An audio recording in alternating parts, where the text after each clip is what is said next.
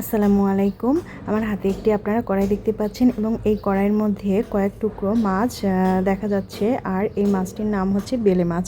এটা হচ্ছে নদীর বেলে মাছ। দেখেন আমি একটু কাছ থেকে আপনাদেরকে দেখাই। এই নদীর বেলে মাছটি খেতে খুবই সুস্বাদু এবং গরম ভাতের সাথে বা ঝরঝরে ভাতের সাথে এটা মেখে খেতে খুবই দারুণ লাগে। এটা আমি শুধুমাত্র পেঁয়াজ দিয়ে রান্না করেছি।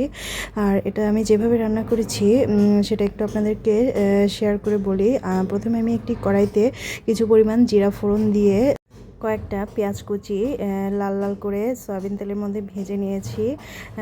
এরপরে লাল করে ভাজার পরে পেঁয়াজগুলোর পানি দিয়েছি সামান্য পরিমাণে। পানির মধ্যে দিয়ে পেঁয়াজ একটু কিছুক্ষণ ফুটিয়ে নিয়েছি। আর এরপরে আমি যা করেছি তাতে সামান্য পরিমাণে লবণ, বিভিন্ন রকমের মশলা যেমন হলুদ গুঁড়ো, ধনিয়া গুঁড়ো, শুকনো মরিচের গুঁড়ো আর বাটা মশলার মধ্যে দিয়েছি সামান্য একটু পেঁয়াজ বাটা, আদা বাটা, রসুন বাটা এবং জিরে বাটা দিয়ে মশলাটা খুব সুন্দর করে আমি কষিয়ে মাছটা রান্না করেছি। তারপর যেটা করেছি, মশলাটা কষিয়ে আসার পর আমি বেলে মাছগুলো মশলা কষানোর মধ্যে ছেড়ে দিয়েছি। কারণ বেলে মাছটা খুবই নরম মাছ, এটা বেশিক্ষণ কষাতে হয় না। সামান্য একটু পরিমাণ কষিয়ে নিলেই এটা খুব ভালোভাবে রান্না করা যায়।